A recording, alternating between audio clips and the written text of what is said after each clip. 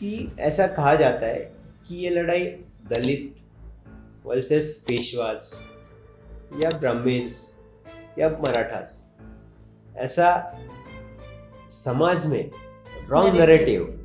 Narrative spread किया है। जो उस लड़ाई का नेतृत्व कर रहे थे वो खुद कैप्टन स्टॉन्टन। वो 1 जनवरी 1818 को क्या हुआ, एक्चुअली उसके पहले दिन से क्या हुआ, उसके बाद क्या हुआ, ऐसा खुद कैप्टन स्टॉन्टन का रिपोर्ट है। कहीं भी कैप्टन स्टॉन्टन ने कहीं भी किसी भी जाति का, किसी धर्म का उल्लेख नहीं किया।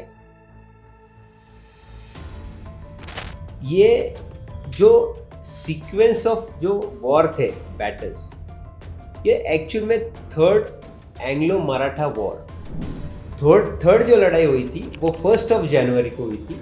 31 दिसंबर 1817 को पुणे का जो इंचार्ज था अंग्रेजों का वो था कर्नल बर्ग।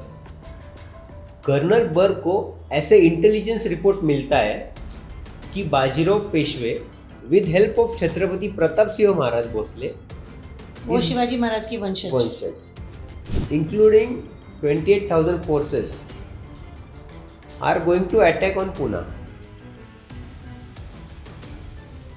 मतलब पूना पे कब्जा तो इनका हट चुका था, शनिवार वाड़ा पे ब्रिटिशों का कब्जा हो चुका था। ये यहाँ वहाँ होके किसी तरह से सैन्य इकट्ठा करके वापस पूना का कब्जा लेके अंग्रेजों को खदेड़ना चाहते थे, ऐसा अफवाह फैलाई। तो कर्नल बर डर गए। तो कर्नल बर ने 31 दिसंबर 1817 को इमीडिएट एक रिपोर्ट भेजा शिरूर को। कैप्टन स्टॉन्टन उनके फोर्स को, जो ब्रिटिश फोर्स है, उनके फोर्स को ऑर्डर देते कि हम जल्द से जल्द कोरेगांव, जो भीमा नदी वहाँ से गुजरती है, वो कोरेगांव पे हम जाएंगे, वहाँ पे हम तापा करेंगे, जल्दी पोजीशन लेंगे।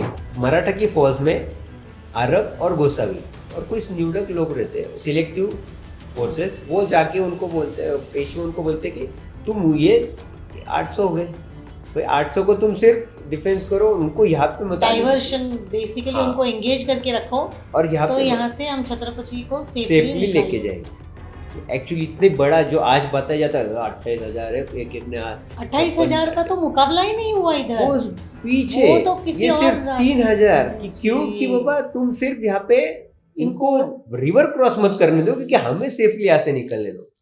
सभी दर्शकों को नमस्कार। द ऑर्गेनाइजर की पॉडकास्ट में आप सबका स्वागत है। हमारे साथ आज है एडवोकेट रोहन मारवतकर जी, जो 7वीं पीढ़ी के वंशज हैं खंडोजी मारवतकर के, जिन्होंने कोरेगांव भीमा की लड़ाई में सन 1818 में बड़ा पराक्रम किया था। और वहाँ पर जो अंग्रेज़ों ने स्थापित किया हुआ जय स्तंभ है, उस पर उनका नाम भी दर्ज है और उनके इंचार्ज भी उनको अंग्रेज़ों द्वारा बनाया गया था। आपका स्वागत है मारवतकर जी। बहुत सारे भ्रम हैं कोरेगांव भीमा की लड़ाई के बारे में कि ये दलित वर्सेस ब्राह्मण या दलित वर्सेस पेशवाई ऐसी लड़ाई थी, और इससे ज़्यादा झूठ या गलत कुछ और हो नहीं सकता, बिकॉज़ ये लड़ाई बिल्कुल ही जात के ऊपर नहीं थी, ना ऊंच वर्सेस नीच जात या कुछ कोई भी इस तरह का इसमें क्लॉज नहीं था। ये अंग्रेज़ों की लड़ाई थी हमारे भारतीय सेनाओं के साथ, जो उस टाइम पर मराठों की फ़ौज थी, और उसमें उन्होंने जो मर्सिनरीज कहो या सोल्जर्स कहो ऑन पे हायर किए हुए थे, वो दोनों तरफ दोनों जातियों के अनेक जातियों के धर्मों के लोग थे। ये हम सब जानते हैं, लेकिन ये सत्य बहुत ज़्यादा चर्चित नहीं होता है। जब भी देखो तो इस पर पॉलिटिक्स किया जाता है कि ये दलित वर्सेस पेशवाई है। तो आज हम सच जानेंगे रोहन मारवतकर जी से। नमस्कार। नमस्ते। आप मुझे बताइएगा कि ये लड़ाई जब हुई थी तब आपके जो एंसेस्टर है खंडोजी मारवतकर जी, उनका क्या रोल था इस लड़ाई में? ये जो लड़ाई हुई थी 1 जनवरी 1818, बहुत से लोग आज कई कुछ 7-8 सालों में ऐसा कहते हैं कि ये जो लड़ाई थी वो प्लान थी। ये प्लान इसके लिए थी कि जैसे कि आपने बताया कि ऐसा कहा जाता है कि ये लड़ाई दलित वर्सेस पेशवाज या ब्राह्मण्स या मराठास, ऐसा समाज में रॉन्ग नरेटिव स्प्रेड किया है। ऐसा नहीं है। खुद मेरे पूर्वज जो थे वो उस लड़ाई का एक भाग थे और एक इम्पोर्टेंट रोल उनका उस लड़ाई में था। और उनके साथ जो उस लड़ाई का नेतृत्व कर रहे थे वो खुद कैप्टन स्टॉन्टन। वो 1 जनवरी 1818 को क्या हुआ, एक्चुअली उसके पहले दिन से क्या हुआ, उसके बाद क्या हुआ, ऐसा खुद कैप्टन स्टॉन्टन का रिपोर्ट है जो आज भी इंडियन आर्मी के पास है। Mumbai, Pune, national archives of India, British library, उनके पास ये अवेलेबल है और ये सोर्सेस है और ये कंटेम्पररी रिकॉर्ड्स है।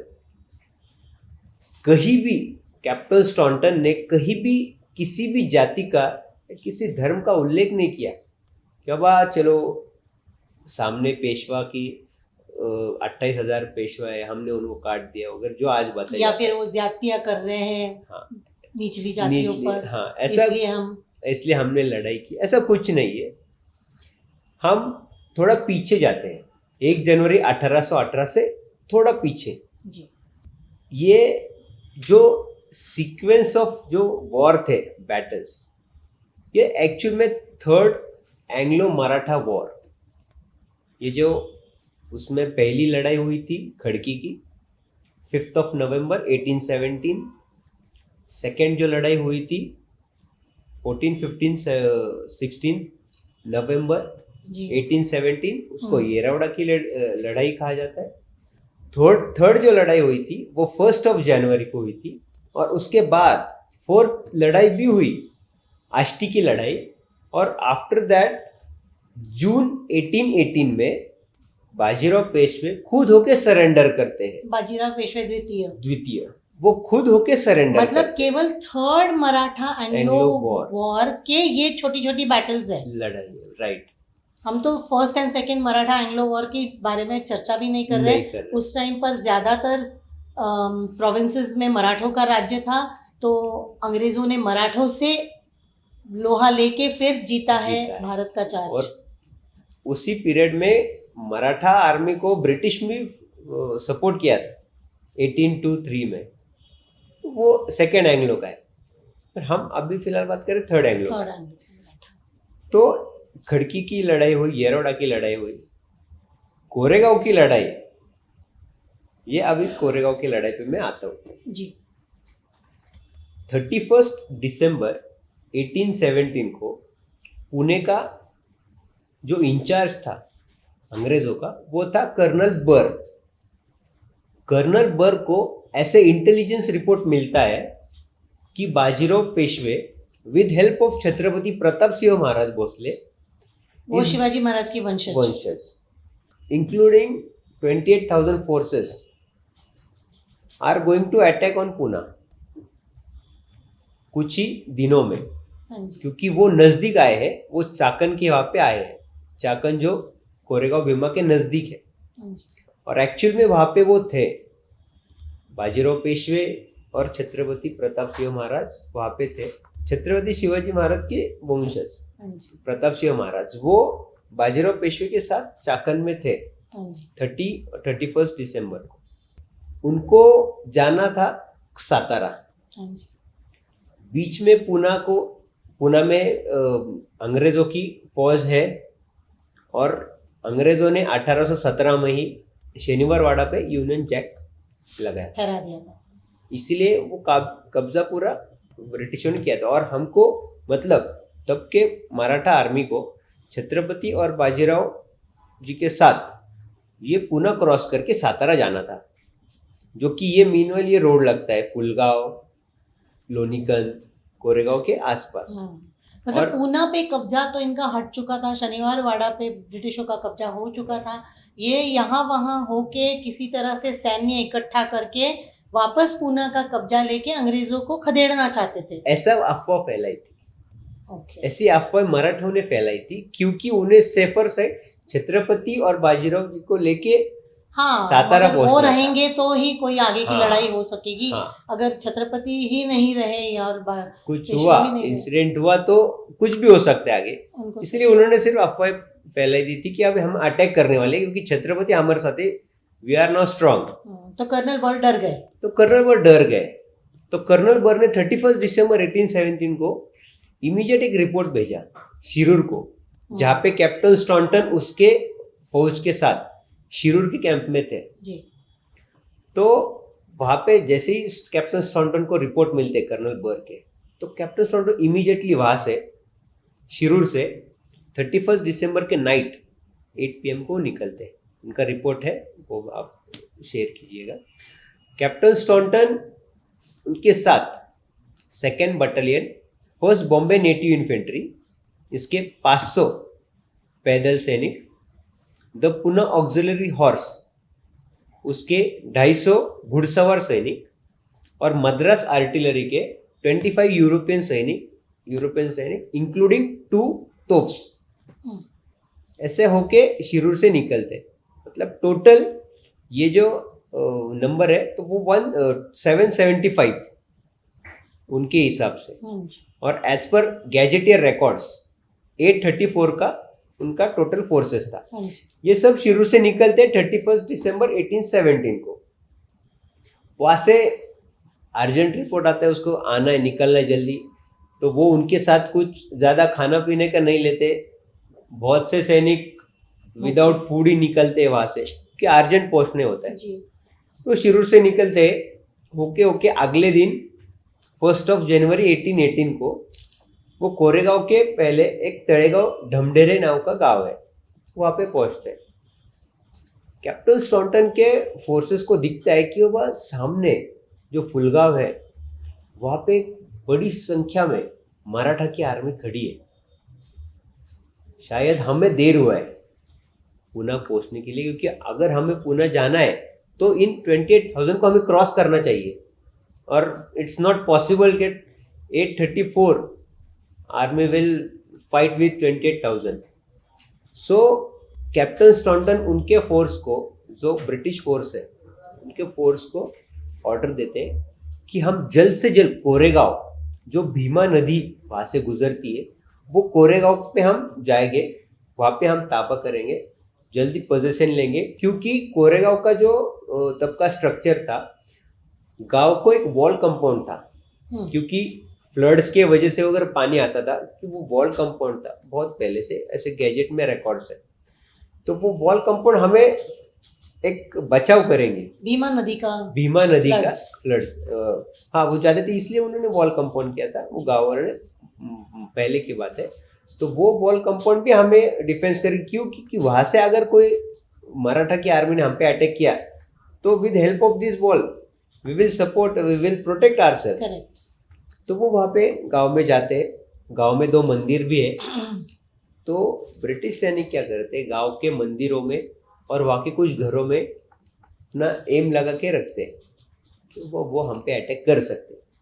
और मीनवाइल यहाँ पे जो मराठा सैनिक है, उनको दिखता है कि अरे वहां पे कुछ तो हलचल हो रही है, इसलिए वो कुछ तो हम पे कर सकते हैं। और हमारे साथ छत्रपति है, जिनको सेफली रायगढ़ पहुंचाना, जिनको सेफली सातारा पहुंचाना है। तो अगर उन्होंने कुछ किया और कुछ हुआ तो नुकसान बहुत बड़ा हो सकता है। हमें सेफली जाना है। तो एक काम कीजिए, बाजीराव पेशवा ऑर्डर देते कि 3000 की टुकड़ी, जिसमें अरब और गोसावी और कुछ इतर सैनिक थे, तो महर भी थे, मैंने कहा नहीं, ये इनमें मराठा की फौज में अरब और गोसावी और कुछ निवडक लोग रहते हैं, सिलेक्टिव फोर्सेस। वो जाके उनको बोलते, पेशवा उनको बोलते कि तुम ये 800 हो गए भाई, 800 को तुम सिर्फ डिफेंस करो, उनको यहाँ पे मत, डाइवर्शन बेसिकली। हाँ, उनको एंगेज करके रखो, और यहाँ तो यहाँ से हम छत्रपति को सेफली लेके जाएंगे। पर ये जो 3000 जाते हैं, उनके साथ भी घुड़सवार होते हैं, उनके साथ भी एक तोप होती है। तो ये अभी मिसअंडरस्टैंडिंग हुई है एक्चुअल में। तो उनको लगता है, मतलब अंग्रेजों को लगता है अब ये हम पे अटैक करने वाले, और ये मराठा फोर्सेस को लगता है अभी वो भी अटैक करेंगे। तो मीनवाइल फाइट चालू होती है।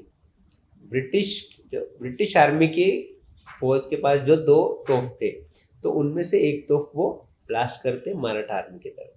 अभी मराठा श्योर हो जाते हैं कि अब ये हम पे अटैक करने ही वाले हैं और छत्रपति हमारे साथ है, बाजीराव पेशवी भी है, तो हमें कुछ तो करना पड़ेगा, इनको रुकना पड़ेगा, यहाँ पे रोकना पड़ेगा।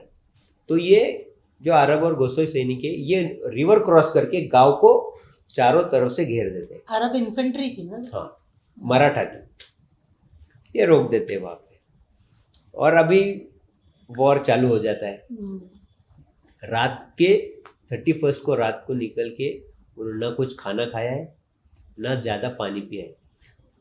भीमा नदी उनके नज़दीकी थी पर इन्होंने घेरा है, इसलिए कोई डायरेक्टली नदी में भी नहीं जा सकता पानी पीने के लिए।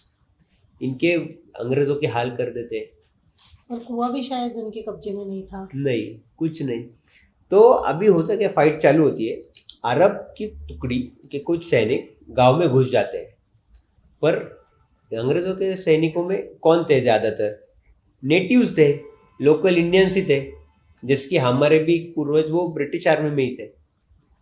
तो वो क्या करते, मंदिर में किसी के घर में रुकते हैं और अरब को क्या आदेश रहते कि अब उनको रोक के रखिए, अगर उन्हें कुछ किया तो आप उन्हें वैसे फाइट दीजिए। पर अब ये मंदिर में छुपे हुए होते, घर में छुपे हुए थे और अरब डायरेक्टली मंदिर पे नहीं अटैक कर सकते। ऑर्डर्स होंगे कि मंदिर को नहीं नहीं छूना। घर वाले किसी नेटिव्स को, लोकल रेसिडेंट को कुछ तकलीफ नहीं चाहिए। हाँ, ये भी था मराठी फोर्सेस का कि स्त्रियों को, बच्चों को छूना नहीं, कुछ भी नहीं कुछ करना। भी नहीं, भले ही वो अरब है फिर भी उनको जो ऑर्डर्स है वो आदेश उन्हें, तो मराठा ही जो उन्हें ऑर्डर्स थे वो फॉलो करने थे, अरब और गोसावी जो फोर्सेस थी उनकी। तो थोड़े थोड़े अटैक्स, स्मॉल अटैक्स होते हैं उनके बीच में। उसके बाद एक जो मेन तोप थी, अंग्रेजों के पास 2 तोप थी, उसमें जो मेन तोप थी वो मराठा के फोर्सेस के उधर एम करके रखी हुई होती है। तो वो तोप कुछ समय के लिए अरब सैनिक के पास कब्जे में जाती है। तो तब इनको लगता है अभी हम गए, क्योंकि वही जो मेन तोप थी वही अगर उनके पास गई तो हम अटैक कहाँ पे करेंगे। तो वही तोप से अरब क्या करते, जो सैनिक अंग्रेजों के दिख रहे ओपन, वहां पे अटैक कर देते और उसमें बहुत से नुकसान होते हैं। उसमें कोई पैटिसन नाम का, हाँ, उस पे आ रहा होगा अभी। जब अरब ये तोप लेते, तब लेते वक्त पैटिनसन नाम का एक ब्रिटिश ऑफिसर वो इंजर्ड हो जाता है और बहुत ही गंभीर रूप से वो इंजर्ड होता है। वो मद्रास वाला जो आप कह रहे थे 25 आए थे, उनमें से था ये? नहीं, उनमें से नहीं था। उनके लिस्ट में मॉन्यूमेंट भी दी है। वो एक ऑफिसर था। मद्रास के कुछ लोग थे वहां पे, क्योंकि तोप उनके पास ही संभालने को थी पूरी, मद्रास आर्टिलरी के पास।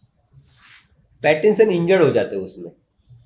तो पैटिनसन के इंजर्ड होने से होता है, वो एक्चुअली 6 फीट 2 इंच का था, उसकी हाइट मेंशन है। तो वो इंजर्ड होता है और उससे दिखता है कि अब अभी ये तो अरब के पास गया, अभी हमारा कुछ ठीक नहीं होगा, पूरा हम डिफीट हो जाएंगे हमारा। तो पैटिनसन उनके कुछ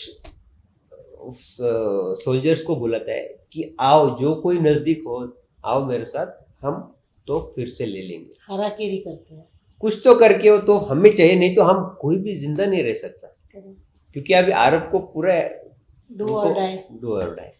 और वही मीनवाइल एक मंदिर के यहाँ पे, वहाँ पे जो मंदिर थे वहाँ पे चिसोम नाम का एक ब्रिटिश ऑफिसर था।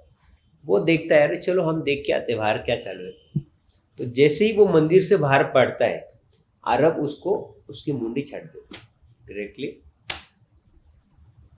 और वो सर लेके कुछ अरब, जिसके इनाम, चलो हम हमारे पेशवा को दिखाएंगे, देखो हमने बहुत उनको हाल किया है, अभी हमें कुछ तो इनाम चाहिए, वो उससे हो जाते हैं दिखाने के लिए। विंगेट नाम के ऑफिसर से के साथ भी ऐसे ही करते, उसको ही मार देते। तो ये सब वहाँ के ब्रिटिश ऑफिसर्स, सोल्जर्स जो कोई वो देखता है, वो थोड़े से डिमोटिवेट होते हैं, अरे यार अभी क्या करेंगे, अभी इतना तो हमारे पास खाना नहीं है, रात से पीने के लिए पानी नहीं है, अभी एनर्जी भी नहीं है हमारे शरीर में कि हम इनको उस दम से हम उनके फोर्स को अटैक कर सकते, या तो सरेंडर करे या मर जाए। पर कैप्टन स्टॉन्टन उनके सैनिक को बोलता है कि आप सिर्फ तभी बच सकते हो जब हम खुद को इनके डिफेंस करोगे। अभी हमारे पास सिर्फ डिफेंस करना इतना ही बचा है, तो पैटरसन बन जाओ। सब पैटिंसन हो गया। तब पैटिंसन क्या करते, उसके पास जो कुछ सोल्जर्स होते हैं उनको कॉल करता है। आपके बुक में बहुत अच्छे से ये सब दिया है, और आपकी बुक मराठी में है, हिंदी में, इंग्लिश में है। भी है। मैं बाद में इसका सोर्स भी दूंगी नीचे। Yes. और पैटिंसन के साथ तभी जो नजदीक के सैनिक है वो आते हैं और एकदम से अटैक करते हैं on large scale on Arabs. तो ये देखिए, थोड़ा झगड़ा फाइट होता है, मर जाते हैं बहुत से लोग, अरब और ब्रिटिश के भी, और वो फिर से ब्रिटिश के पास वो तोप आती है। उसके बाद अरब डेयरिंग नहीं करते कि वो तोप ले फिर से। तो ऐसी घटनाएं, छोटे छोटे फाइट्स होते हैं।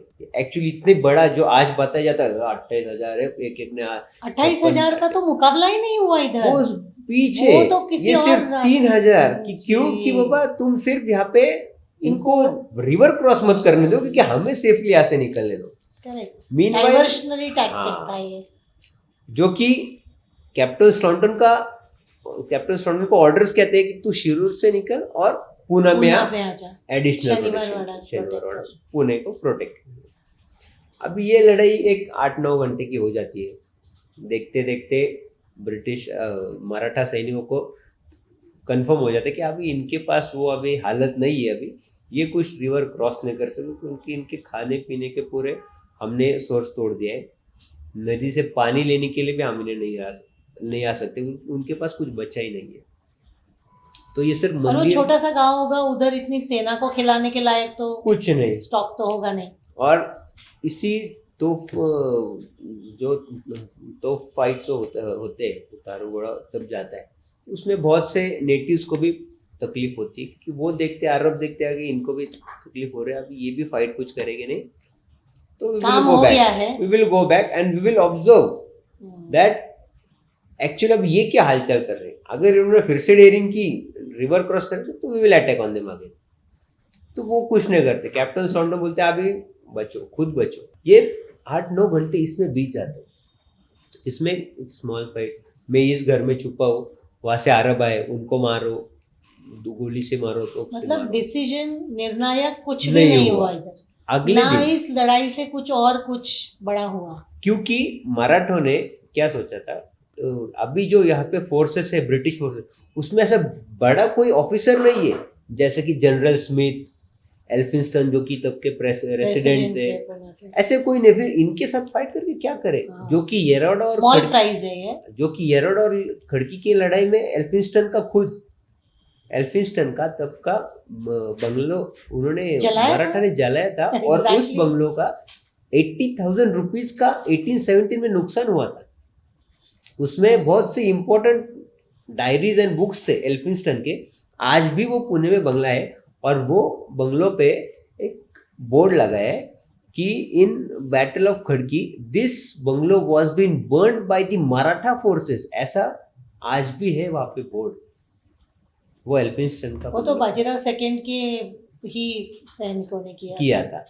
और तो ये एक 8-9 घंटे बीत जाते हैं।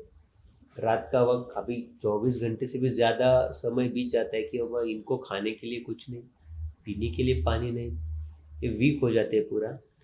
तो वो डेयरिंग करते कि चलो अब हम जाके, अभी थोड़ा सा नदी रिवर है, तो we will go and take some drink some water. तो एक दो सैनिक जाते हैं, तो वो ऑब्जर्व करते हैं कि सामने अरब अभी भी रुके हुए हैं। पर ऐसा भी वहाँ पे मेंशन है लेटर्स में कि अरब हमें देख रहे हैं कि हम पानी पी रहे, पर उन्होंने अटैक नहीं किया, क्योंकि उनका वो गोल ही नहीं था कि इन पर अटैक करके इनको मार डाले। उनका अटैक सिर्फ रहता है इनको रुका के रखिए वहाँ पे कोरेगांव में, इनको रिवर में। ये अगर नदी क्रॉस करने की कोशिश करके, वो भी अगर with attack- arms and ammunition, तब उनका तब कोई attack। मकसद था। तो ये हो जाता है। उसके बाद कैप्टन स्टॉन्टन को भी समझ आ रहे हैं हमारे 275 के नियर बाय सैनिक हमारे भी कोई मर चुका है, कोई बहुत गंभीर रूप से वुंडेड है, जख्मी है। और आपके गांव के, कोरेगांव गांव के कितने लोग मरे उसमें? गांव के वहाँ पे किसी भी रिकॉर्ड में गांव का कुछ रिकॉर्ड नहीं है, उन्होंने कुछ मेंशन नहीं किया। अच्छा। पर मोस्टली ये पूरे जो अंग्रेजों की तरफ से लड़े थे 834 एज पर ब्रिटिश गैजेट, तो उस रिकॉर्ड के हिसाब से 834 में से 275 सैनिक जख्मी और डेड। हाँ, तो वो- मतलब इसमें जख्मी कितने, डेड कितने? No no idea. मेंशन स्तंभ पे नाम कितनों का है? 314। तो ये सारे सिर्फ पराक्रम वाले हैं, चाहे नहीं। जिंदा हो चाहे मरे हो, हाँ वुंडेड है हो, ना? उस टाइम वुंडेड हो चाहे चाहे कुछ मर गए हो या अभी okay, these were the participants participants Yes. Of this battle. अभी होता क्या है, उसके बाद अभी कैप्टन स्टॉन्टन को तो पुणे जाना है। अभी अंग्रेजों की ऐसी हालत हुई तो ये हालत में पुणे जाके क्या करेंगे, पानी नहीं, खाने को कुछ नहीं, और सामने अभी भी अरब रुके। तो कैप्टन स्टॉन्टन एक डिसीजन लेता है कि हम फिर से पीछे जाएंगे, शिरूर चले जाए। हम फिर से जाएंगे पीछे, कि हमारी कैपेसिटी नहीं है और हमारे बहुत से ऑफिसर्स वुंडेड है इसमें। लाइक पैटिनसन भी बहुत बुरी तरह से जख्मी होता है, और कैप्टन स्टॉन्टन इनको पूरे फौज को लेके फिर से को तब के बुलेट कार्ड्स वगैरह जो कुछ ट्रांसपोर्ट सिस्टम थी उसमें पैटिनसन को, जो वुंडेड सैनिक है उनको महाराष्ट्र में गोधड़ी बोलते हैं, जो क्लॉथ है, हाँ, मतलब रजाई होती है एक तरह की। रजाई में उनको लपेट कर फिर से शिरूर जाते हैं, जो बहुत बुरी तरह से वुंडेड है। और ऐसा एक जगह मेंशन है कि शिरूर को पहुंचने के बाद जब पैटिनसन को ये समझ में आता है कि अब हम वो लड़ाई हार चुके हैं, जब ऐसा पैटिनसन को समझता है कि हम वो लड़ाई हार चुके हैं, तब पैटिनसन मर जाता है, उसकी डेथ हो जाती है, ऐसा उल्लेख है। और उसके बाद जब शिरूर को रिटर्न पहुंचते कैप्टन स्टॉन्टन, तो वो रिपोर्ट लिखता है कि उनको तो अभी रिपोर्टिंग देना ना कि तुझे पुणे बुलाए तो तू आया क्यों नहीं, तो वो रिपोर्ट लिखता है। तो वो रिपोर्ट में कैप्टन स्टॉन्टन मेंशन करता है कि अब हम ऐसे ऐसे वक्त निकले, हमारे साथ इतने इतने जो मैंने मेंशन किया उतने सैनिक थे, तो कोरेगांव में हम रुके, हमने सामने अरब के सैनिक देखे बहुत, उन्होंने हम पर अटैक किया, हमने कुछ खाया पिया नहीं था, पर हमारे इसमें से 175 सैनिक सिर्फ ग्रेनेडियर्स के, जो 2nd battalion 1st Bombay native infantry के 175 सैनिक थे, और इसमें पुणे हॉर्स के कोई उन्होंने मेंशन नहीं किया था, जो कि एक्चुअली में टोटल 275 थे। तो we are not mentioning about the Pune horse because captain Swanston जो पुणे हॉर्स का कैप्टन था वो उनके रिपोर्ट में बाद में लिख देते हैं, तो वो रिपोर्ट देते हैं। तो और लास्ट को लिखते हैं, इसीलिए हमने रिटर्न शिरूर को हम आए। तो ये पूरी 3 जनवरी तक ये खत्म हो जाए पूरा कोरेगांव की लड़ाई का। और उसके बाद अष्टी की लड़ाई हो जाती है, और अष्टी की लड़ाई के बाद सरेंडर करते हैं। और जब ये लड़ाई चालू थी 1 जनवरी को, तब कैप्टन स्टॉन्टन एक लेटर लिखता है उसके हायर अथॉरिटीज को कि we are completely surrounded by the Peshwas armies, we need immediate aid और we will all cut up by tomorrow. ये मैं दूंगा लेटर, वो आप स्क्रीन पे प्लीज दीजिएगा ये लेटर। ये खुद कैप्टन स्टॉन्टन ने लिखा है कि अगर हमको अभी, क्योंकि अब कर्नल बर को तो ये चाहिए मदद चाहिए, उसने कैप्टन स्टॉन्टन को बुलाया। अभी कैप्टन स्टॉन्टन ही बोलते कि मुझे मदद चाहिए, नहीं तो मैं कल सुबह तक मुझे सबको हमको काट देंगे, और हमारे बहुत से ऑफिसर्स इंजर्ड है, तो हमें जल्द से जल्द। तो पिलर क्यों बनाया उन्होंने उधर? अभी ये लड़ाई हुई पूरी, इसमें कैप्टन स्टॉन्टन ने जो ऑर्डर दिए कि बाबा हमको अभी एक ही है कि वी विल प्रोटेक्ट आवरसेल्फ, हमें डिफेंस करना है, क्योंकि बहुत सी आगे ये 3000 को अगर हमने टैकल भी किया, आगे और 25,000 है, उन सबको कैसे, और हमारे पास खाना पीना और उतना हमारे पास तो दारू घोड़ा भी नहीं है, हम क्या करें अभी इतना। तो इसीलिए वो सिर्फ उनको डिफेंस करते हैं, और अरब मराठा सैनिक का कुछ गोल नहीं होता। उसके बाद अष्टी की लड़ाई हो जाती है, और 3 जून 1818 को बाजीराव पेशवे सरेंडर हो जाता है। उसके बाद एल्फिंस्टन को उसके हायर अथॉरिटी, एल्फिंस्टन खुद 3 जनवरी को वहां पे आता है कोरेगांव पे, उसको समझता है, तब तक रिपोर्टिंग जाती है कि बाबा यहाँ पे बैटल हुआ है, फाइट हुई है, तो जाना पड़ेगा। तो सुबह 3 जनवरी को सुबह एल्फिंस्टन चाकन होता है, तो चाकन में एल्फिंस्टन ऐसा बोलता है, उसका लेटर अवेलेबल है, वो बोलता है कि ये सुन के बहुत बुरा लग रहा है कि हमारी फोर्स हार चुकी है, ऐसा उसका लेटर है। पेशवाओं ने हमारे फोर्स को हराया है, अभी मैं खुद जाऊंगा वहाँ पे, गौरव देखूंगा क्या है। तो नेक्स्ट लेटर, उसके नीचे वो लेटर है 3 जनवरी को कोरेगांव से, वो लिखता है कि नहीं नहीं मैंने ऐसा कहा था, पर यहाँ पे आके मैंने अभी देखा है कि बहुत नुकसान हुआ है, बहुत से घर जल चुके हैं, नुकसान दोनों तरफ से हुआ है, पर हमारी आर्मी ने अच्छे से डिफेंस किया है। ओके, सो हार से डिफेंस, डिफेंस, डिग्निफाइड डिफेंस पे हाँ, आ गए वो हाँ अच्छे से डिफेंस किया, अच्छे से। तो उसके बाद एल्फिंस्टन ही बोलता है कि एक काम करेंगे, जून 1818 से ये आगे होता है, जब बाजीराव पेशवे सरेंडर करते कर उसके चुके बाद थे। का ये, उनको एग्जाइल में भेज चुके थे ये, हाँ बिठूर को। बिठूर। तो उसके बाद ये चालू होता है कि अब हमने 1 जनवरी को अच्छा पराक्रम किया था, तो क्यों ना हम यहाँ पे एक मॉन्यूमेंट इरेक्ट करें। Will erect the monument. तो डायरेक्टली वो कर नहीं सकते, उसको हायर अथॉरिटीज की परमिशन, तो वो लेटर्स चालू हो जाते हैं। तो उसके बाद सितंबर 1819 को कैप्टन नट, 1819 मतलब पूरा 1.5-2 साल, 1.5 साल बाद कैप्टन नट एक एस्टिमेट वैल्यू निकलता है कि बाबा अगर मॉन्यूमेंट बनाना होगा तो ऐसे, एक 25 फीट का, एक 35 फीट का, एक 65 फीट का, उनको कितना कितना खर्चा आ रहा है, आपको कौन सा इसमें से आप जिसको मान्यता दोगे वो हम करवा देंगे। तो उसके बाद 1821 में अप्रूवल आ जाता है कि तुम अब 65 फीट्स का उसके भी पेपर्स हैं हाँ आपके उसके पास? भी पेपर्स है, वो भी हम एस्टिमेट वैल्यू दिखाएंगे। हम्म, उसके बाद अप्रूवल मिल जाता है, और फिर अप्रूवल का तब का कॉस्ट होता है वो मॉन्यूमेंट का 35,000। उसके बाद 21 मार्च 1821 को हम्म, लड़ाई के लगभग 3 साल बाद, आफ्टर 38 मंथ्स आफ्टर 1 जनवरी, ब्रिटिश गवर्नमेंट के आर्मी, बिकॉज ये बैटल जो था वो आर्मीज के बीच में था। अभी जो हमको बताना है कि ये कुछ कास्ट का था, इसमें किधर भी कास्ट का कुछ ये मेंशन ही नहीं है जी। तो ये जो फोर्स थे, ये British force army versus Maratha army. तो 21 मार्च 1821 को मिलिट्री डिपार्टमेंट से एक लेटर आता है कि ऑन 26 ऑफ मार्च 1821 हम जहाँ पे हम कोरेगांव के पहले जो गांव है पेरने, वहाँ पे हम एक मॉन्यूमेंट इरेक्ट करने वाले हैं, जैसे कि प्लान किया है, जिसकी अप्रूवल मिले।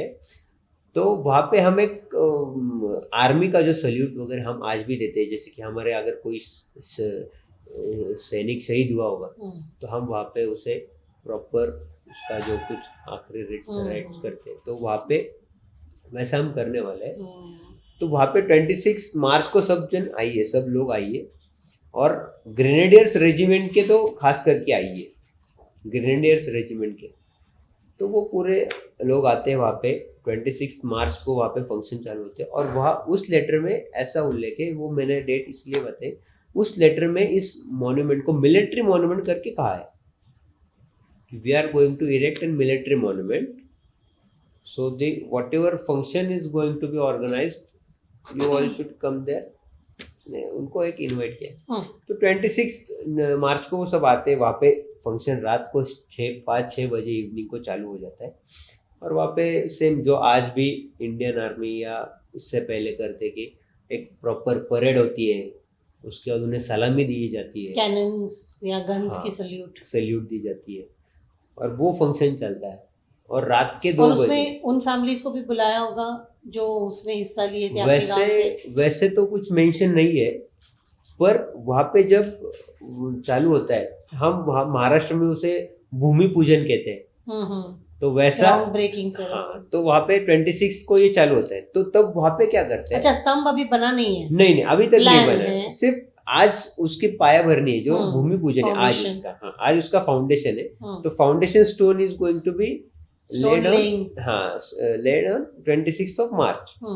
तो वहाँ पे जब ये फाउंडेशन करते हैं तो तब एक ताम्रपत्र कॉपर जिसे- प्लेट, ताम्रपत्र, yes. एक डिक्लेरेशन होता है हाँ, बेसिकली, तो मेटल पे एच किया हुआ, राइट, तो उसपे तब ऑफिशियल एडिक्ट होता है वो। हाँ, तो वो तब क्या करते, वो यहाँ पे कौन कौन आज प्रेजेंट है, 26 मार्च 1821 को यहाँ पे कौन कौन प्रेजेंट है, उनके वो ताम्रपत्र पे नाम लिखे, वो ताम्रपत्र पे तब के, और वो ताम्रपत्र डिग, जो जहाँ पे मॉन्यूमेंट आज है उसके नीचे डिग किया है, ऐसा उल्लेख है, मेंशन है, और तब के ब्रिटिश कॉइन्स भी वहां पे डाले ओह, तब के, ओके। और वहां पे डाल के उसके बाद फाउंडेशन स्टोन उन्होंने तो लेड मतलब किया एक टाइम कैप्सूल है उसके नीचे तो। है, वहां पे सब है एक्चुअली, वहां पे कौन कौन तभी था वो सब प्रेजेंट किया है। उसके बाद काम चालू हो जाता है, मॉन्यूमेंट कंप्लीट हो जाता है।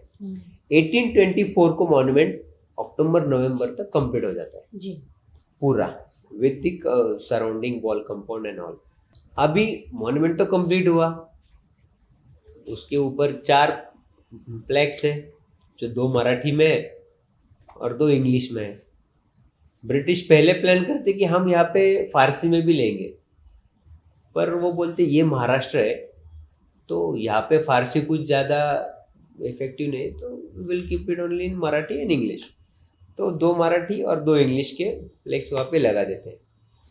तो जो इंग्लिश पे जो फ्लैग है आज, जो वेस्ट साइड पे है डायरेक्शन पे, उसका पहला उन्होंने लिखा है ऊपर, this column is erected to commemorate the defence war of Koregaon.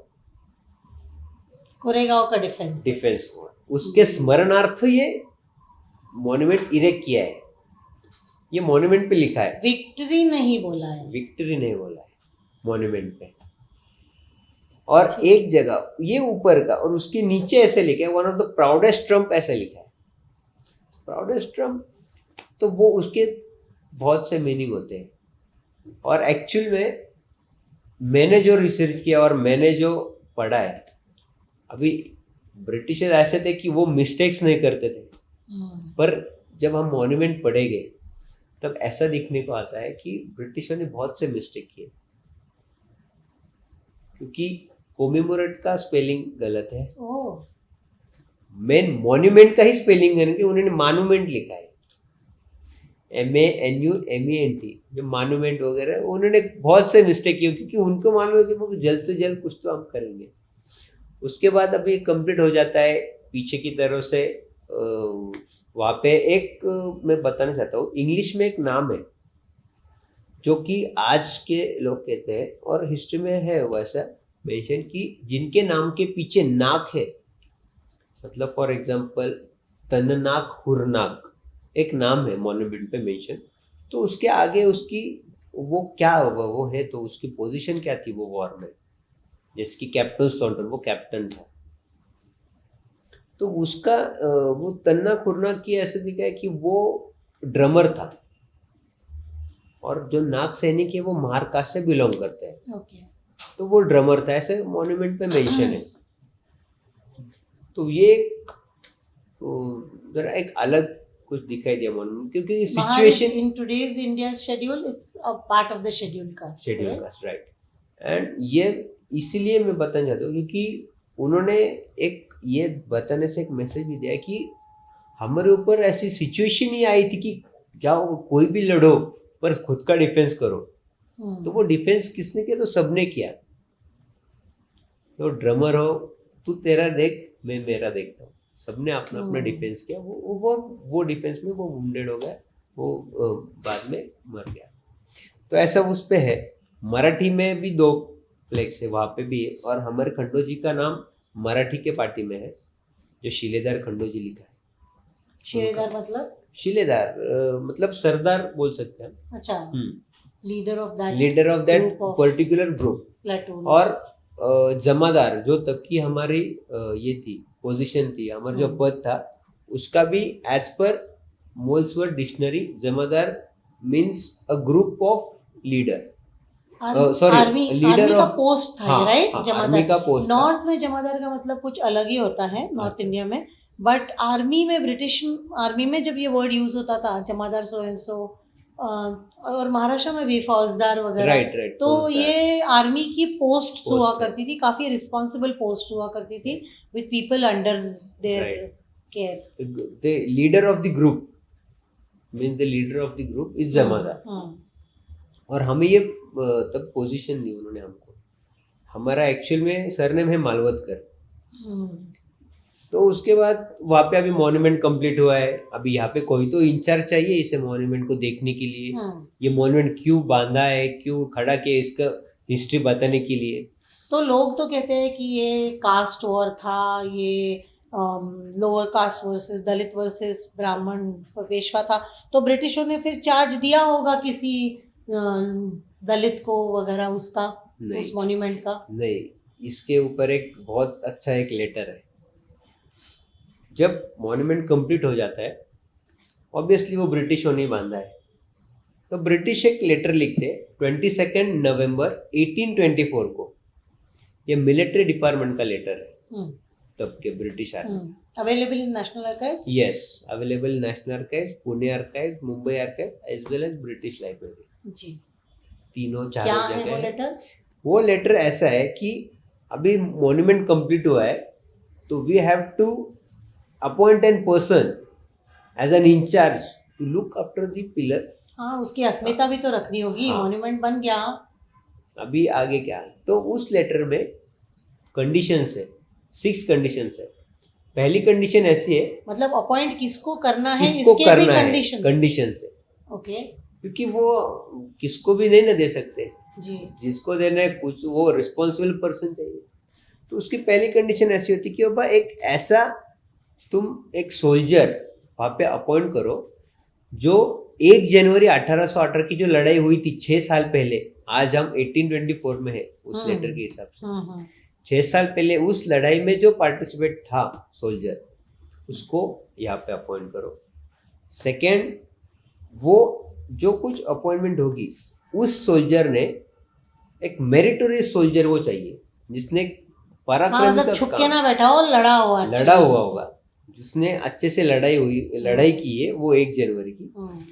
Third letter जो आपने बोला अभी उसके ऊपर है, वो हायर ऑफिसर कैप्टन स्टॉन्टन को ऐसा बोलते हैं वो लेटर में कि ये जो कुछ यहाँ पे अपॉइंटमेंट जिसका होगा, तो उसके लिए खास कैप्टन स्टॉन्टन को पूछिए कि यहाँ पे हम कौन ले सकते, पर कैप्टन स्टॉन्टन को ये ऑर्डर दीजिए कि जो कोई होगा वो परवारी कास्ट का नहीं होना चाहिए। ये परवारी कास्ट क्या होती है? परवारी कास्ट यानी कि Mahar caste. Okay, Mahar caste का नहीं होना चाहिए, तो डिस्क्रिमिनेशन हो गया सीधा सीधा। क्योंकि इसके भी ऑफिशियल रिकॉर्ड्स है, जो मोल्तवर्थ डिक्शनरी है, तो मोल्तवर्थ डिक्शनरी में ये परवारी का मीनिंग बताया है।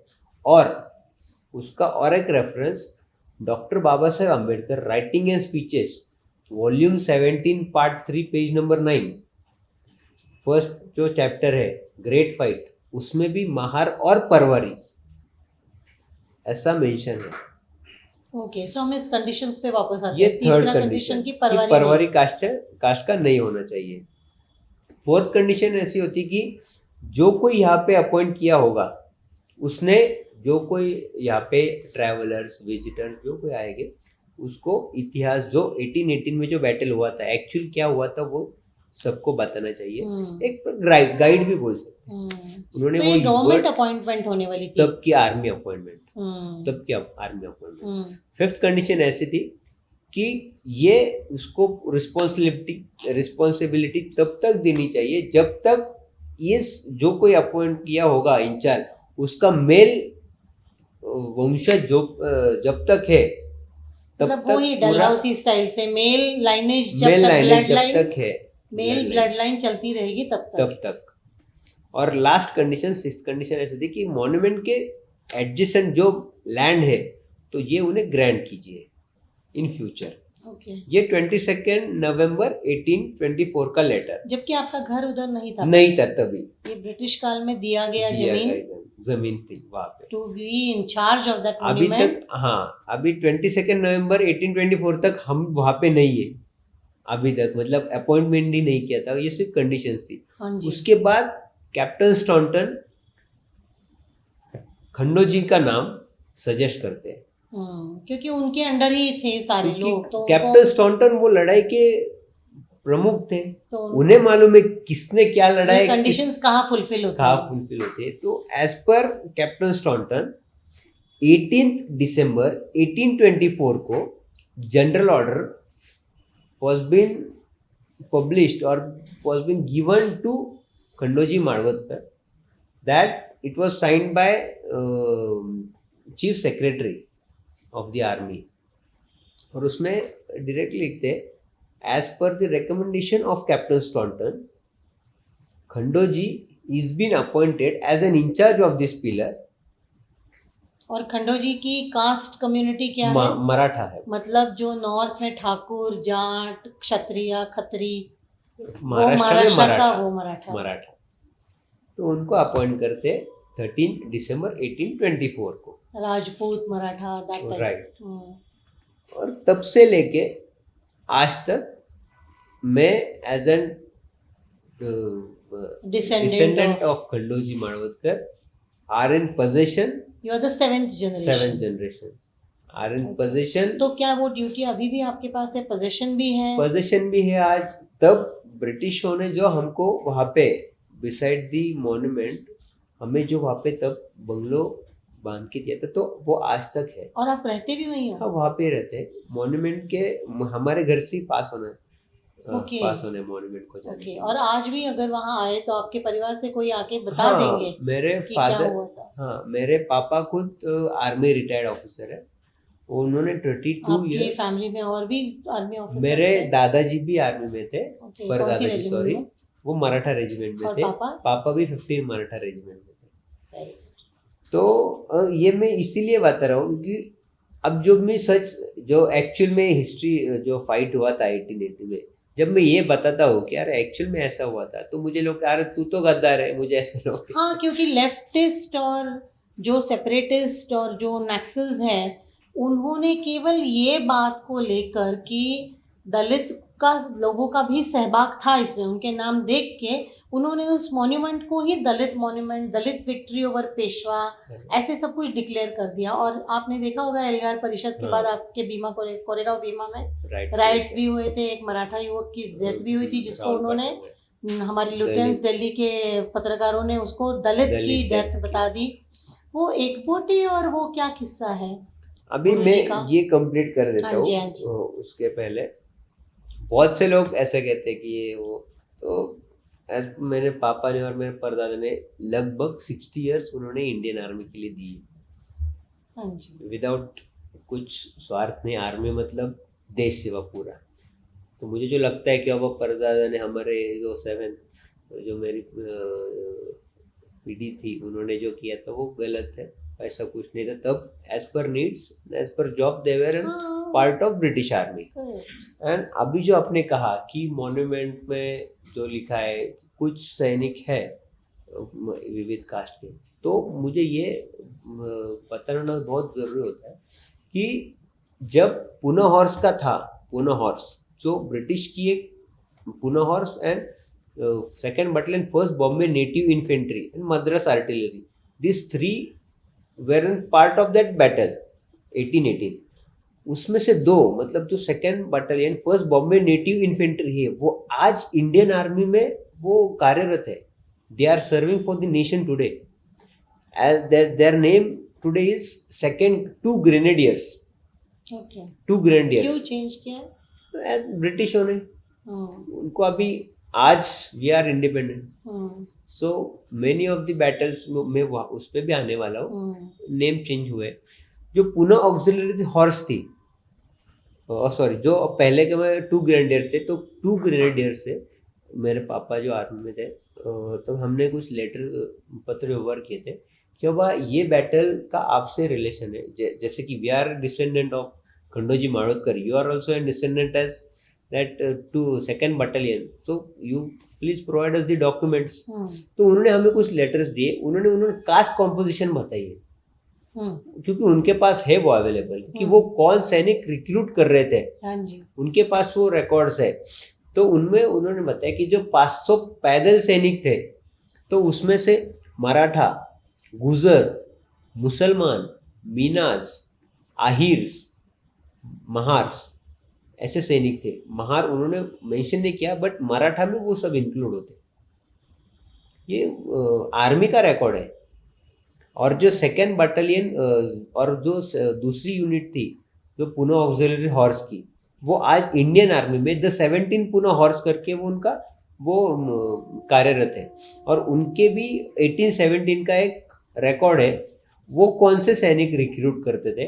तो उन्होंने तो वहाँ पे डायरेक्टली लिखा है, वो पूरे घुड़सवार, हाँ रिक्रूटमेंट का कॉल फॉर रिक्रूटमेंट, हाँ कॉल पर, एडवर्टाइजमेंट। और वहाँ पे तो पूरे घुड़सवारी थे, okay. Horse, Pune auxiliary horse. Hmm. तो उन्होंने भी तो मेंशन कोई किया भी कि माहिर हो घुड़सवारी में उसको लेंगे वो। लेंगे। तो पर उन्होंने एक कंडीशन लगाई, जैसे कि अभी सेकेंड बटालियन वालों ने नहीं लगाई थी कि मराठास और एवरीवन, बट यहाँ पे एक कंडीशन दिखाई देती है, मराठास इन ब्रैकेट वो लिखते हैं spearsman of low caste not to be admitted, क्योंकि घुड़सवारी चाहिए क्या क्या ले सकते हैं, उसका क्या है? कौन Marathas, Who but can they take?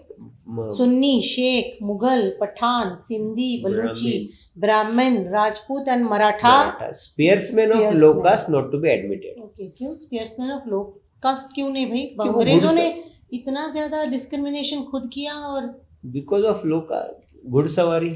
घुड़सवारी तब सभी नहीं करते थे, कुछ एक सिलेक्टिव जो आपने अभी नाम लिए वो रिकॉर्ड्स है अवेलेबल। अच्छा, मार्शल कास्ट मतलब Martial जो caste। मिलिट्री वाली हाँ जो कम्युनिटीज थी, उन्होंने, but low caste not to be admitted ऐसा हाँ, उन्होंने ये तो कहा है। डिस्क्रिमिनेशन हो ही गया, उन्होंने जी, कहा। हाँ जी। तो ऐसा ये पूरा बैटल का है ओवरऑल। यहाँ पे किसी भी और अंग्रेजों की तरफ से ये सब लड़े और मराठा आर्मी की तरफ से अरब और गोसावी लड़े। तो ये कहीं भी अगर देखा जाए तो ब्राह्मण और दलित ऐसी नहीं थी, हाँ जी। ये तो अरब गोसावी। अब मुझे ये पूछना है कि एल्गार परिषद को जो तुषार दामगुड़े खुद अटेंड करे थे और उन्होंने सुना था कि काफ़ी प्रक्षोभक भाषणें वहाँ दी गई थी लेफ्टिस्ट लोगों के द्वारा, उमर खालिद वगैरह भी आए थे और बहुत सारे नक्सल लीडर्स भी थे, अर्बन नक्सल्स थे।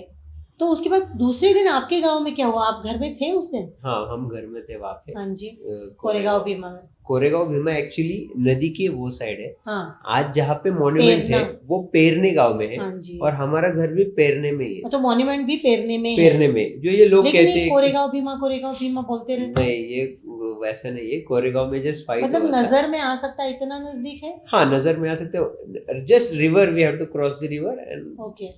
सामने कोरेगांव और हाँ यहाँ पे पेरने। हाँ जी। और पेरने गांव भी अंदर है, इसे पेरने फाटा कहते हैं। ओके। कि जो पेरने गांव में आता है। फिर क्या हुआ उस दिन? उस दिन मैं मेरे पापा और बहुत से पुलिस ऑफिसर्स थे, वो हमारे साथ ही थे, क्योंकि उन्हें ऐसे इंटेलिजेंस रिपोर्ट मिली थी कि सब Dalit organisation are going to attack our house. हाँ, उनको क्योंकि गलत चीजें बताई गई थी तो मिसगाइड हो गए थे। उसके पहले दिन जो एल्गार परिषद जो कुछ तुषार दादा ने, दामगुड़े जी ने बताया होगा, उसके वो पहले दिन हुआ था। उसके बाद हम घर से देख रहे हैं ना विंडो से कि यहाँ से स्मोक आ रहा है, यहाँ से स्मोक आ रहा है, बहुत ऐसा काला धुआं चालू है, क्या कुछ तो हुआ होगा। बिकॉज वहाँ पे मीडिया लाइट्स नहीं थी, क्योंकि उन्होंने ही वहाँ पे जो लोकल्स लाइट थी उन्होंने वो ऑफ किया था।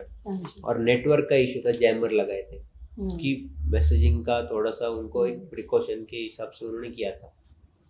हम देख रहे क्या हुआ, पर एक 4-5 बजे के बाद हम वहाँ से बाहर ही, हमें तो स्ट्रिक्टली ऑर्डर्स थे कि आप बाहर नहीं जाना है और पुलिस प्रोटेक्शन। क्या दिन था? 1 नवंबर, जनवरी, डे ऑफ द वीक कुछ याद है? छुट्टी थी आपको जो आप लोग घर में से बाहर? वहाँ पे 1 जनवरी तो हमारा ऑब्वियसली वहाँ पे होना ही है, पर जब हमें ये समझा कि हाँ मतलब आपको तो ड्यूटी है तो हम वहाँ पे ही थे। जब हमको पुलिस वालों ने यह बताया कि आप बाहर नहीं जाने, हम बोले ऐसा क्यों, हमें तो धुआं दिख रहा है, कुछ तो हुआ है, मतलब इतना तो आया। तो कुछ पुलिस अफसर ने माना कि आपको थ्रेट्स है, आपके हाउस को भी थ्रेट्स है, तो as early as possible you have to leave this place. Okay, leave मतलब कहाँ जाओगे भाई अपना घर छोड़ के? वो उन्होंने कहा हमारा दूसरी जगह एक नज़दीक वहाँ से थोड़ा घर है, तो वो बोले हम आपको ड्रॉप करेंगे, तो with police protection they drop this there. हमने वो छोड़ दिया घर पे जाके फिर पता चला कि बहुत बड़ी तादाद में वहाँ पे राइट्स हुए हैं। पर एक पुलिस प्रशासन ने एक बहुत मतलब उनको बहुत ऐसा मैं सैल्यूट करता हूँ, उन्होंने बहुत अच्छे से कामगिरी की। बट कुछ अंदर से भी हुआ होगा कि वो उनको प्रॉपर ऑर्डर्स नहीं मिली होगी। उन्होंने वो राइट्स को रिवर के वही गाँव जहाँ तक कोरेगांव है वहाँ तक रोके रखा। अगर वो नदी क्रॉस करके ब्रिज क्रॉस करके अगर वो आ जाते तो आज सिचुएशन शायद मैं यहाँ पे नहीं बैठा होता, कुछ अलग ही सिचुएशन होती आज। पता नहीं इतना क्योंकि ज्यादा क्योंकि पुलिसों ने बहुत फेस किया, उनको वैसे प्रॉपर ऑर्डर्स भी थे, इसलिए उनको ये किया। वहां से राहुल पटांगणे का तुषार दादा ने आपको बोला ही होगा, नामबुड़े जी ने, राहुल पटांगणे नाम का एक व्यक्ति था, उन्होंने सिर्फ उस पे शरीर पे छत्रपति श्री शिवाजी महाराज का जर्किंग पहना था, सिर्फ उतना ही रीजन था, उसका मर्डर किया। ये जो राइट्स हुए तब राहुल फटांगे नामक एक व्यक्ति, जो आपने बोला कि दिल्ली के कुछ लोगों ने बोला कि अब वहाँ पे एक दलित व्यक्ति को मार दिया, वो तो दलित ऐसा नहीं नहीं था, वो दलित नहीं था, उसका नाम था राहुल फटांगड़े। हाँ जी। उसने सिर्फ उसके शरीर पे जर्किंग पहना था, जैकेट पहना था, जिसके ऊपर छत्रपति श्री शिवाजी महाराज का फोटो था। वो कुछ उसके फैमिली पर्पस के लिए घर से बाहर निकला उसकी गाड़ी पे, पर कुछ लोगों ने देखा कि अरे इसने छत्रपति श्री शिवाजी महाराज का जर्किंग पहना है, मतलब ये कोई अपर कास्ट लोअर कास्ट वाली ये हमें दिखता है, चिढ़ा रहा है, तो इसको हम मार डालेंगे। तो उसको वहाँ पे उसका मर्डर किया। ये एक्चुअली सिचुएशन, बट ये बहुत लोगों ने ये दबा के रखा और ये बाहर नहीं आया। तो शारदा मुखर्जी जी ने जो एल्गार परिषद में सुना था, एल्गार का एनीवे फारसी में मतलब होता है वॉर क्राइम या फिर हमला वगैरह, ऐसा ही होता है। तो वो बता रहे थे कि उधर जो लिटरेचर बांटा जा रहा था उसमें ऑलरेडी ऐसी ऐसी चीज़ें थी जो मिसलीड कर रही थी दलित कम्युनिटी को। दलित कम्युनिटी का कोई विचार नहीं था ऐसे कुछ करने का, लेकिन इन कुछ लीडर्स ने, कुछ लेफ्टिस्ट नक्सलाइट्स, अर्बन नक्सल्स ने उनको मिसगाइड किया, मिसलीड किया, trying to convert them to Maoist ideology, and that literature was asking people to adopt the path of violence, ताकि सोसाइटी में एनमिटी हो। ये उन्होंने जो एफआईआर किया उसमें भी उन्होंने नमूद किया हुआ है। अभी एल्गार परिषद में क्या हुआ था, तब मैं एक्चुअल में इतना ग्राउंड में नहीं था, मतलब जो एल्गार परिषद हुई 31 खुद अटेंड करे थे। हाँ, खुद अटेंड करते, तो मेरा उसमें ज़्यादा स्टडी नहीं है बिकॉज, और जो है वो तो मैंने आपने जो उस दिन जो देखा है या सुना है या झेला है वो एक्चुअली उस परिषद के इकोज थे जो थे। अब क्या स्थिति है अब पिछले कुछ सालों में और आज? अब हुआ क्या, ये 18 में जो राइट्स हुए उसके बाद वहाँ पे आज हमारे जो मॉन्यूमेंट के बगल में जो जगह है, मॉन्यूमेंट भी हमारे ही जगह में आता है, वहाँ पे एक पुलिस चौकी लगाई है छोटी, फॉर सेफ्टी रीजंस, बिकॉज कुछ संगठन का ऐसा एक मोटो था कि इंडियन आर्मी ने इन ईयर 2001 के आसपास वो मॉन्यूमेंट पे रोल ऑफ ऑनर के एक बोर्ड लगाए ब्लैक कलर का, और उस ब्लैक कलर के बोर्ड पे 1965 और 71 में जो हमारे जवान शहीद हुए और जिनको परमवीर चक्र, वीर चक्र, महावीर चक्र मिले, उनके नाम से मॉन्यूमेंट पे लगाए इंडियन आर्मी ने। तो वो क्यों लगाए ऐसा, ऑब्वियसली बहुत से लोग बोलेंगे यार फिर ये तो ब्रिटिशों का मॉन्यूमेंट है तो आर्मी ने क्यों लगाया, तो ये आर्मी ने इसीलिए लगाया कि 1989 में ये मॉन्यूमेंट पे बिजली गिर गई थी और मॉन्यूमेंट डैमेज हुआ था। ये बहुत से लोगों को मालूम ही नहीं, बहुत से नहीं, 99.9% लोगों को, ना पॉलिटिशियंस को भी मालूम नहीं है। वहाँ पे बिजली गिरी थी और मॉन्यूमेंट डैमेज हुआ था। 1.5 साल तक ना किसी गवर्नमेंट ने, ना किसी ऑर्गेनाइजेशन ने, ना किसी व्यक्ति ने, ना किसी ने वहाँ पे ध्यान नहीं दिया, ऐसे ही पड़ा था। हमारे जो परदादा जो आर्मी में थे उन्होंने आर्मी को लेटर लिखा, क्योंकि army used to visit that place, military का मॉन्यूमेंट है वो, और उन्होंने लेटर लिखा। उसके बाद आर्मी वहाँ पे आई, 4 मंथ्स तक वो काम चला, और 1991 में वो फिर से रीबिल्ड किया और तब वहाँ पे लाइटनिंग थंडर लगाया मॉन्यूमेंट पे। और जो आज भी उसके निशान पूरे दिखते हैं। और उसके बाद आर्मी ने सोचा अरे यहाँ पे तो कोई नहीं आता है, तो let us put the roll of honour board on that monument. तो उन्होंने वो लगाया।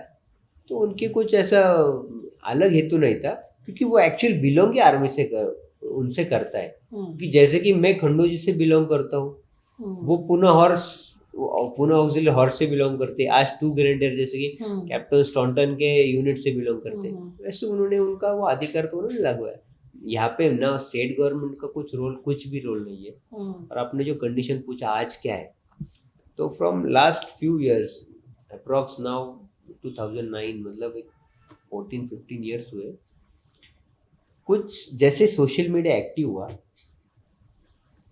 ये गलत इतिहास जो आज बताया जाता है, जो कि हमने शुरुआत में डिस्कस किया कि 500 महार सैनिकों ने साथ में आके उनके ऊपर अन्य अत्याचार किया, ब्राह्मण्स ने, पेशवाओं ने, इसलिए हमने वो फाइट किया। फिर एक महार ने 56 लोगों को किल किया, काट डाला। तो ऐसे कैलकुलेशन से के हिसाब से 500 महारों ने 28,000, मतलब एक ने 56 काटा, ऐसा वो कैलकुलेशन लगाते। उनके कैलकुलेशन को मानना चाहिए, पर ऐसा कुछ नहीं है। ये सिर्फ जैसे फेक नैरेटिव जो हमें ज्यादा से ज्यादा हम बता सकते हैं, उसका असर ये हुआ। आज पूरा अलग है सिचुएशन। आज उनका जो नैरेटिव था 500 महार, तो आप वो 500 बहुजन पे आए हैं। उनका आंकड़ा वही है 500, पर जो पहले महार कहते तो अभी बहुजन पे आए।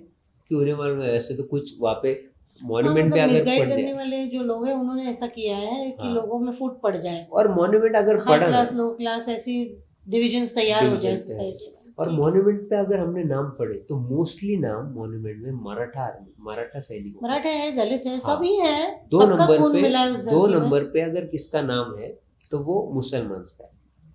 3 नंबर पे जो नाग सैनिक कहते हैं कि महार, उनका है।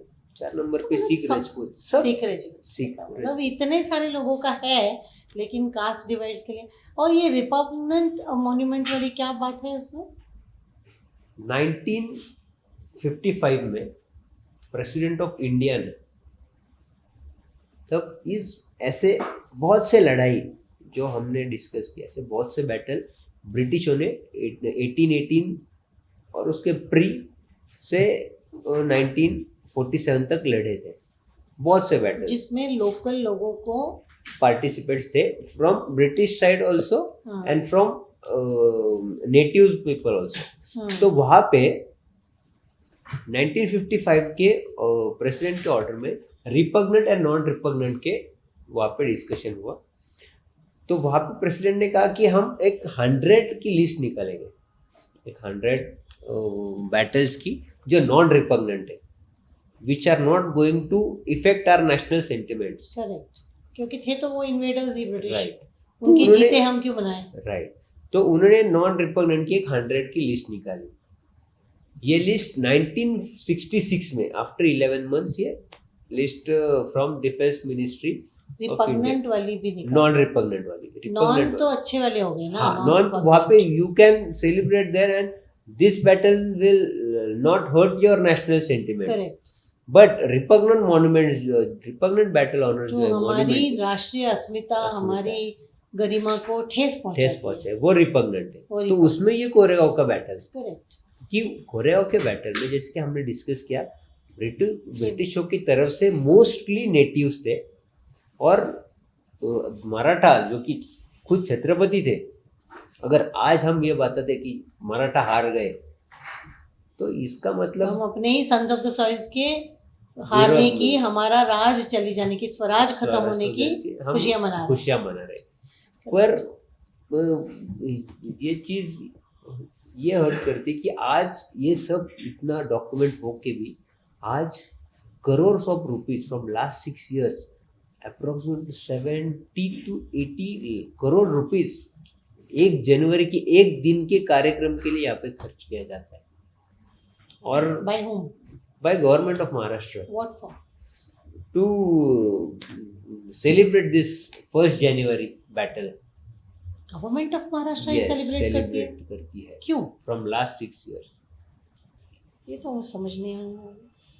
बिकॉज फॉर पॉलिटिकल पर्पज बहुत से पॉलिटिशियंस आज वहाँ पे आते हैं, मोस्टली हु बिलोंग्स फ्रॉम दी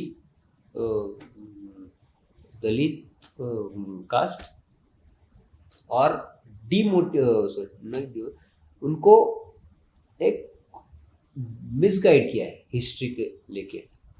क्योंकि क्या होता है, मैंने बहुत से लोगों को ये सवाल भी पूछा वहाँ पे जो आते कि आप आते वहाँ पे सलाम करते पैर, तो वो बोर्ड पे क्या लिखा है वो पढ़ा है क्या आपने? किसी भी ने नहीं पढ़ा. और खुद बोर्ड पे लिखा है, मराठी में है की इंग्रजांची कीर्ती राहावी म्हणून हा स्तंभ उभारला आहे. To honour the British glory of British, उनका जय जयकार हो, इसलिए तो आपकी फैमिली का क्या पोजीशन है अभी वहाँ? आप भी पार्ट लेते हो उस 1 नहीं, हमने तो आज तक पार्ट नहीं लिया. और अब आपका इस जो 1 जनवरी को आप क्या करने वाले हैं? आपकी फैमिली क्या करने वाली है? अभी होता क्या है कि एक्चुअली में हमारे तब के जो हमारे खंडो जी थे, उन्होंने ये एज अ पार्टिसिपेंट उन्होंने एक बैटल में किया. हमने कभी ऐसे उनकी ये नहीं किया कि अरे चलो हम भी थे क्योंकि वो थे उनके पास. तो गवर्नमेंट आपको इस फंक्शन में बुलाएगी अभी? नहीं बुलाते. होता क्या है, गवर्नमेंट हमको ये फंक्शन से बहुत दूर भेजती है. क्यों? वो हमें नोटिस देती है कि आप यहाँ पे नहीं आना है. क्यों? आपको धोखा है? क्योंकि हाँ, हमें धोखा है इस चीज का है क्योंकि हम आपको डेंजर है, थ्रेट है, आपकी लाइफ को थ्रेट है. लाइफ थ्रेट्स है because we are an single person और an family which is trying to dispel the lies. Yes, lies and even divisions. जो एक्चुअल है, जो ऑथेंटिक फैमिली है, जो सिर्फ एक में वो है, जो इस कोरेगांव के बैटल में उनके पूर्वज पार्टिसिपेट थे. आपके पास उसका सनद है पार्टिसिपेशन का? 1841 में भी हमारे को सनद दी, उसमें भी डायरेक्टली पूरा मेंशन है. और जो कि जनरल ऑर्डर वो सबसे स्ट्रॉन्ग 1824 का है. ये पूरा डॉक्यूमेंट है. पर होता क्या, हमें आज गवर्नमेंट बोलती कि आप मत आओ. आपके आने से क्या होता है, वहाँ पे जो आने वाला बहुत सब बड़े संख्या में जो लोग आते हैं वो आपके ऊपर अटैक कर सकते हैं. क्यों? क्योंकि लॉ एंड ऑर्डर सिचुएशन क्योंकि पर मुझे यही समझ में ना, अगर सच बोल के कौन सा लॉ एंड ऑर्डर सिचुएशन हो सकता है. और मैं क्या बोल रहा हूँ, मैं कुछ अलग नहीं बोल रहा हूँ. मैं जो गवर्नमेंट झूठ अगर 1000 बार बोला जाए, अगर लोगों को ये पढ़ाया जाए कि ये कास्ट वाली वॉर थी, कास्ट वाली वॉर थी, ऐसे 1000 लोग 1000 बार बोलेंगे तो वो एक सच बन जाता है. और वही हाल है. तो हमें गवर्नमेंट, अभी मैं वहां से आया हूँ, मुझे पुलिस अथॉरिटी ने स्ट्रिक्टली किया है कि अगले 4 दिन you should not be present there till 2nd of January. जो कि गवर्नमेंट खुद कोर्ट से, हमारा ये लैंड का डिस्प्यूट अभी कोर्ट में चालू है. कुछ गवर्नमेंट रेवेन्यू ऑफिसर ने हमारा हाई कोर्ट के ऑर्डर का कंटेम्प करके उनके विरुद्ध में जाके हमारे 7/12 से नाम निकाल दिया है. तो गवर्नमेंट को हमसे परमिशन लेती है हाई कोर्ट से. निकाल दिया मतलब? हाँ, 15 दिन का गवर्नमेंट परमिशन लेती है ये प्रोग्राम ऑर्गेनाइज के लिए. 22 दिसंबर को हम गवर्नमेंट को ये जमीन हैंड ओवर करते हैं till 1st of January. After programmes get end 2 जनवरी से लेके 5 जनवरी तक हमारी जमीन पहले जैसी थी 21 को वैसे खुद होके हमको वो हमें तो हर साल आपको अपने घर से 10-15 दिन निकल जाना पड़ता है. क्योंकि सिर्फ एक ही इसका रीजन क्या, तो हम सच सामने आ रहे इसीलिए ला रहे. Thank you so much. आपने बहुत ज़्यादा डिटेल्स में जाके हमें ये सारी चीज़ें बताई. और डॉक्टर बाबा साहेब अम्बेडकर ने भी कभी भी नहीं बोला था कि ये दलित वर्सेस ब्राह्मण वॉर है या बैटल है. तो ये भी आपने काफी सारी बातें बताई हमको. बाबा साहेब अम्बेडकर खुद आए थे, पर उन्होंने ऐसा कभी नहीं कहा. 1 जनवरी को सिर्फ एक ही बार वो आए थे. कौन से साल में? 1927 में. वो खुद वहाँ पे आए थे क्योंकि तब के ब्रिटिशों ने महार सैनिकों को रिक्रूट करना बंद किया था. मार्शल रेस नहीं है इसलिए. And Baba Saheb said that we are also, we are also in part. तो उन्होंने तब क्या बोला था?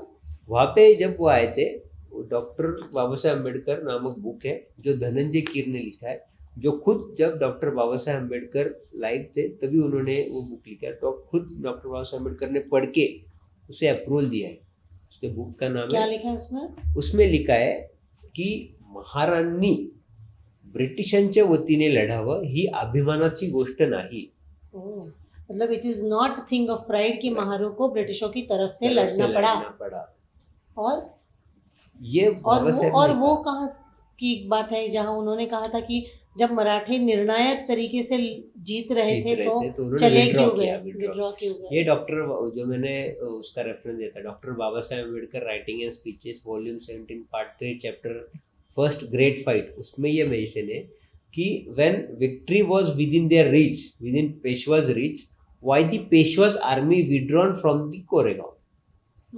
क्यों? क्योंकि उन्हें कोरेगांव से, मतलब उसका मैंने भाई, आंसर डॉक्टर अंबेडकर से और बड़ा कौन हो सकता है दलितों का लीडर, जब बाबा साहेब अंबेडकर खुद कह रहे हैं कि ये दलित वर्सेस ब्राह्मण नहीं था, तो ये क्यों गलत लोगों की मिसगाइडिंग बातों में आके बहुत मिसगाइड किया सोसाइटी आज में सिर्फ for political purpose and to gain some benefits, like to create rights which were planned on 31st of December correct. 2017। ऐसे समाज में छोटे छोटे समाज को उनको समाज से ही बांट दो और ऐसे राइट्स करो, और नेगेटिव नैरेटिव सिविल अनरेस्ट तैयार। यस, आप जो काम कर रहे हो, आपकी फैमिली भी जो काम कर रही है of dispelling this lies and letting people know the truth, इसके लिए आपको भी काफ़ी हर्जाना भरना पड़ता है। I believe you need to have police protection at times, and आपको इसके लिए बहुत बहुत थैंक यू कि आप बढ़ के आगे आके ये सब बातें बोलते हो और बोले हुए हम लोगों के साथ। शुक्रिया। दी ऑर्गेनाइजर की पॉडकास्ट में आने के लिए बहुत बहुत धन्यवाद। मैं भी आपका खूब शुक्रिया अदा हूँ, क्योंकि बहुत कम लोग हैं जो सच्चाई सामने आना चाहते हैं, और उसमें से आपने जो कुछ ये आज एक इंटरेक्शन हुआ है, वो ऑर्गेनाइजर का पॉलिसी ही है कि ब्रिंग फोर्थ द ट्रूथ। मैं उनका भी दिल से खूब शुक्रिया कर देता हूँ। Thank you so much. Thank you.